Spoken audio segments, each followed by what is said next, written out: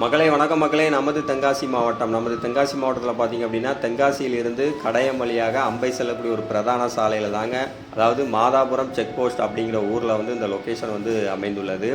அதாவது இருபுறமும் மரங்களுக்கு நடுவே சாலை ஓட்டிகளுக்கு ஒரு மரங்களின் நிழற் பந்தலா வந்து அமைந்துள்ளதுங்க.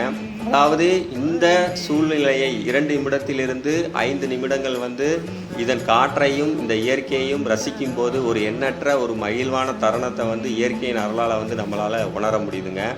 அதாவது குகையால் தான் இருள் வந்து உருவாக்கப்படுகிறது, ஆனால் இங்கு நிழலால் குகை உருவாக்கப்படுகிறது அப்படிங்கிறது வந்து நமது வந்து இந்த ஒரு இயற்கையின் அருளால் தாங்க இந்த விஷயத்தை வந்து நம்மளால் உணர முடிகிறது. என்னதான் ஏசி காற்றையும் செயற்கையான ஃபேன் காற்றையும் உணரும் போது இல்லாத ஒரு தருணம் வந்து இந்த இயற்கை காற்றை உணரும் போது வந்து நமக்கு ஒரு மகிழ்வான தருணத்தை வந்து நம்மளால் உணர முடிகிறது.